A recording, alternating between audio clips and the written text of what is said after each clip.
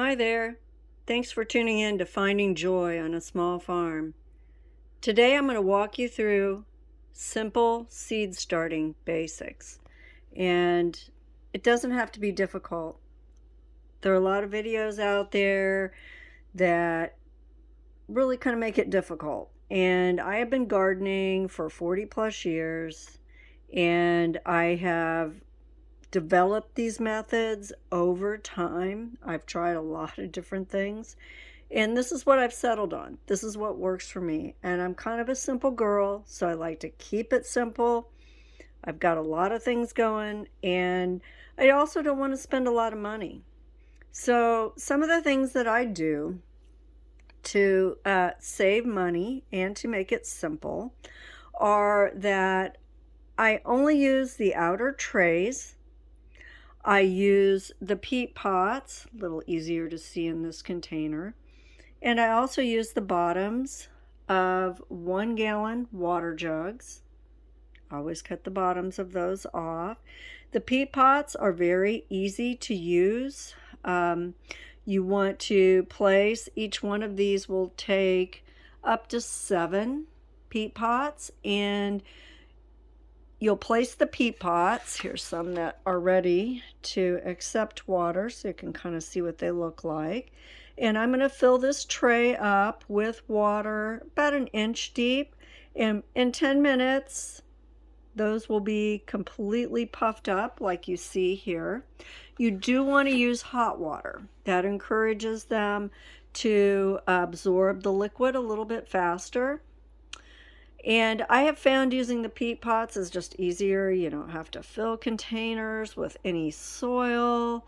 And I don't let them sit very long in the peat pots. Once they get to this size, I'm about ready to take this bunch, and I've also got some broccoli over here.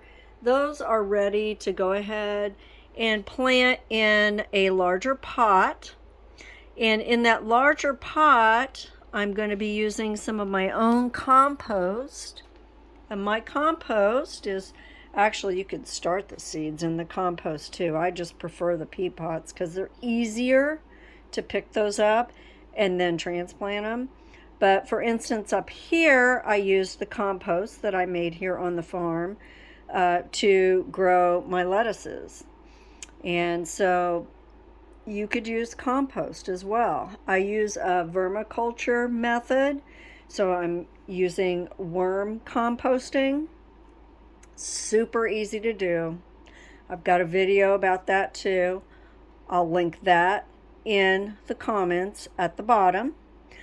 Some things that you need to pay attention to when you're starting your seeds are the proper depth and temperature for the seed germination. Both are very important. Sometimes it will say that on the seed packet, sometimes it will not. So this is a good example here. Tells you it needs to be at an 1/8 inch depth. And the spacing doesn't really matter right now. That is when you put it out in the garden. Harvest again is when you put it outside. We're in zone 5, which is the green area there. And our frost line is May 10th. And so, that is going to affect when you start your inside seeds. Now, with the lettuces up here, I started those and we've been eating off those all winter. I use the older seeds because they're cheaper. I can get them 75% off sometimes at discount. And the only cost I have in this is the electricity for the lights, which is about 6 cents a day per tube. And that is with our electric company. It may vary. And then the cost of the seed packets. So very minimal cost. We have provided 2 people fresh lettuce. We clip it as we need it all winter. And so there was no intention of transplanting any of this.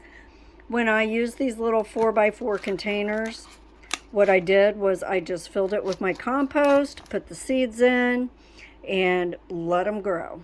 You just make sure everything's watered. When the seeds have not emerged yet, you want to keep the top of the soil wet. So you're going to do that either by covering it with another plastic, like I have the basil up here is not germinated yet, so you can see I have another overturned container on top of that, and I do check occasionally to make sure that the soil, or in this case the peat pots, have stayed moist, because you don't want it to dry out. Another important aspect is the temperature at which your seeds need to germinate. So this is a heat mat, and if you have some things like tomatoes or peppers that need a little more warmth in the soil, you can use one of three things. You can use a heat mat like this, or you could put your peat pots or your trays that have the seeds in them on top of your dryer or on top of the refrigerator, which are also warm areas in your home.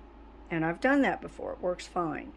But I do like the seed mats. If you want to buy a seed mat, it's a good investment, but you don't have to.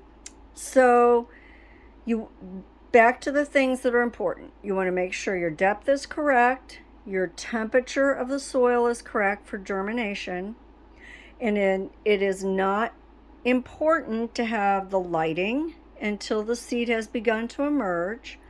You want to make sure that your soil or peat pot stay wet, so that seed can emerge from the soil. So here we've got some. I just took off the heat mat and sat down here because I see that I have some little tomatoes emerging. So they'll finish their process here. The peat pots do not have a lot of nutrition for the plant in them. So when they get to about this stage, I'm going to be ready soon to just lift out the peat pots individually. And then I will get some of our soil that I've made through vermiculture, and I'll put these in a little larger container.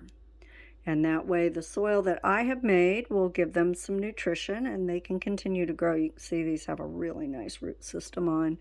I usually do not pour the water directly on top of the plants when I water them, but instead I put in between, so it encourages the roots to spread out and grow. So I will do the two links. I will add a link in the comments to a germination chart for seeds, but you could Google that and find the same thing. They're all over the place. It's easy information to find. And also a link to my worm composting or vermiculture video if you want to take a look at that. That's super easy to do. You can use it with a combination of plant matter, kitchen scraps. You don't want to use meat scraps in there, but I'm talking like vegetable scraps, clippings, things that have gone bad in the refrigerator. Peaches, get old easily and quickly.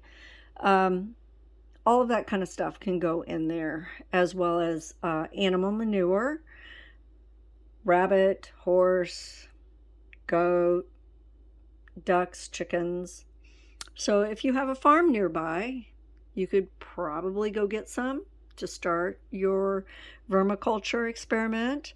Or, if you have your own animals, you've got it readily available, I'm sure. So super easy. Don't obsess over it. It works fine. The seeds will come up. A lot of people insist that you have to use a sterilized seed starting mixture, but honestly, you don't.